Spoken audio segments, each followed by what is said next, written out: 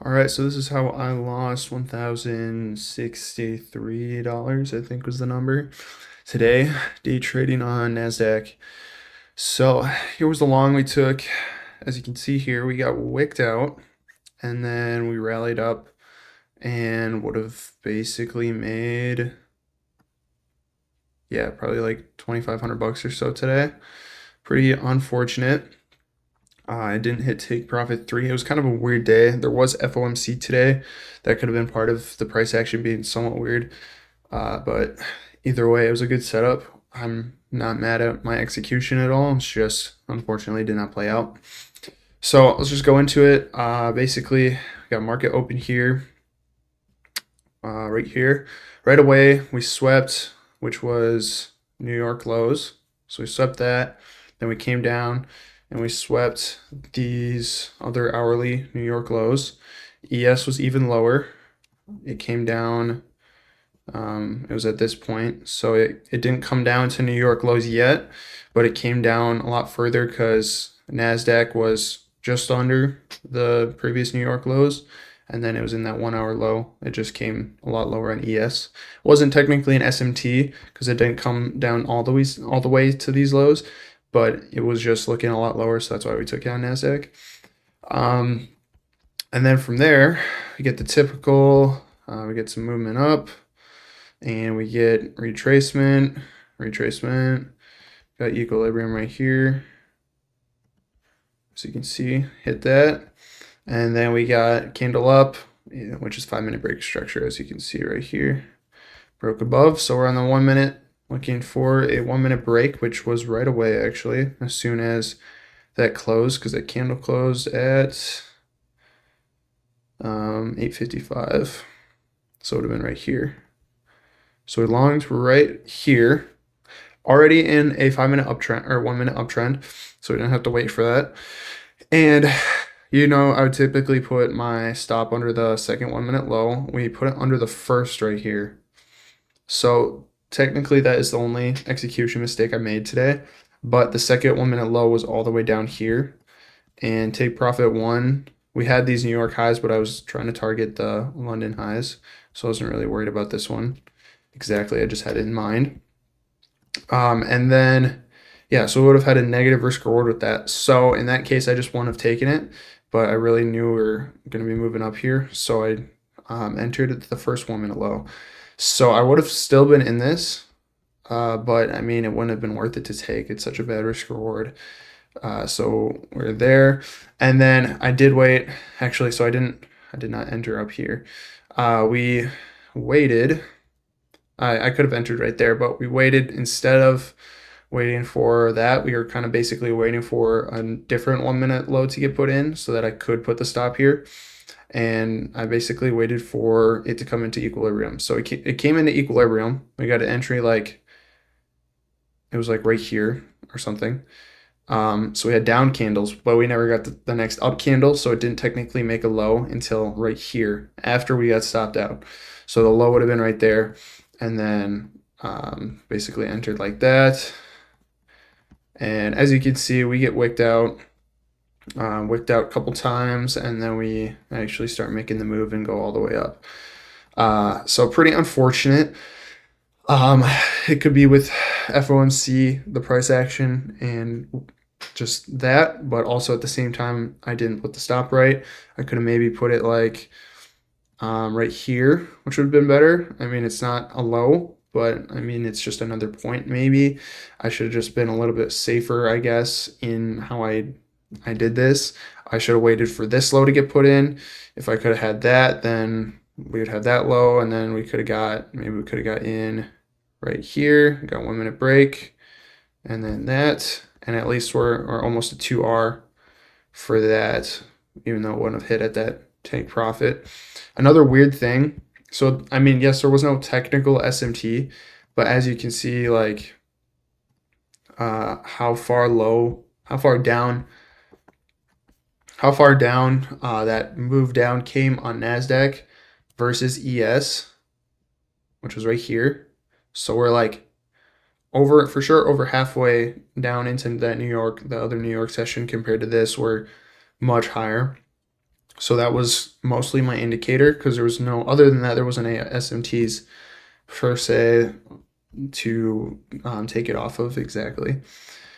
So at that point, that's why. But which was interesting is if I did take it on ES, which I typically don't. I mean, it's not a technical SMT, but I don't like taking on the bearish pair because it was technically a little bit more bearish. I mean, Nasdaq did rally higher. We went almost to the Asian highs, but we had a much better risk reward on ES just going to New York highs, and that would have hit, and we would have hit a 3R, and we would not have been stopped out, which is very interesting. So the retracement, this is the same low that I put my stop under on Nasdaq, and the retracement on ES only came into here. There's a 5-minute fair value gap. It came into here, and it didn't even sweep out that other low like Nasdaq did. And typically, the more bullish pair, if it retraces, it doesn't retrace as far. It doesn't even tap into a confluence. But on Nasdaq, it inversed the fair value gap for whatever reason, and ES tapped into it, and then they both went higher. So it was just strange. I think it's bad price action.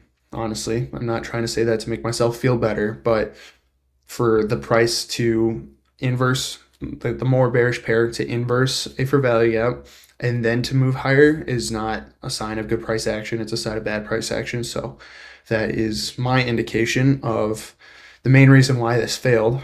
Because, I mean, stop placement on this one, it would have played out. The NASDAQ, it should have respected the fair value gap. It shouldn't have inversed it.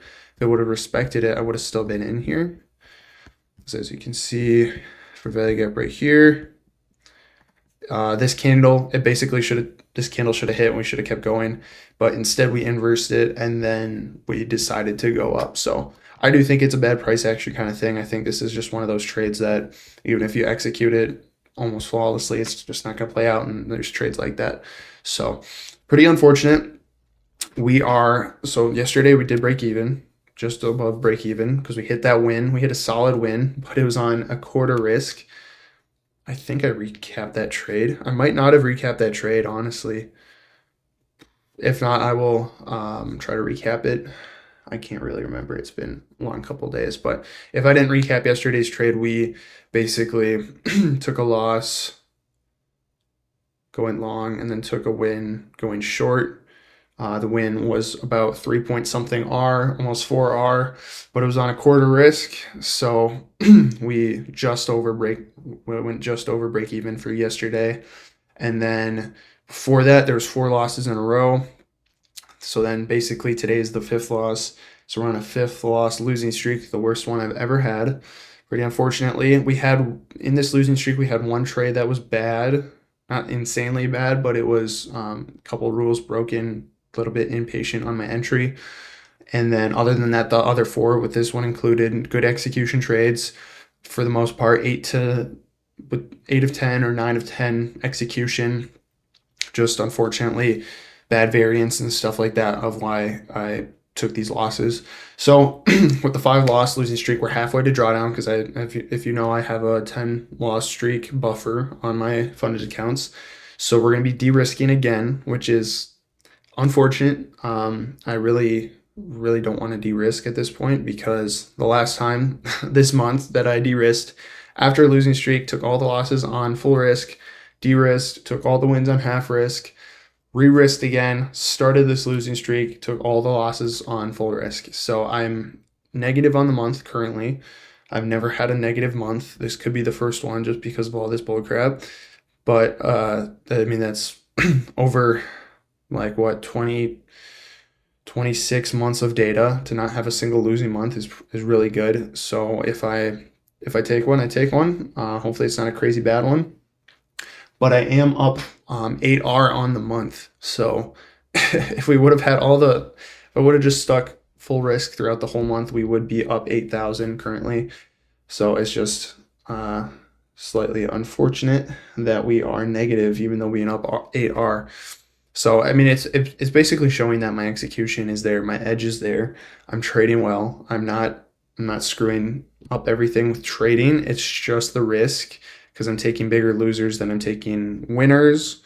And it's not because I'm letting losers run. It's not because I'm cutting winners too early. It's just the risk. It's literally just the risk factor, which I kind of have to de-risk. I'm not gonna keep trading and hope it turns around. I mean, I doubt I'm gonna go 10 losses in a row, but just like I said with the last losing streak, why I'm de-risking is to give myself better mental headroom so I can reverse this losing streak, get back in the game, and not get further into drawdown than I am.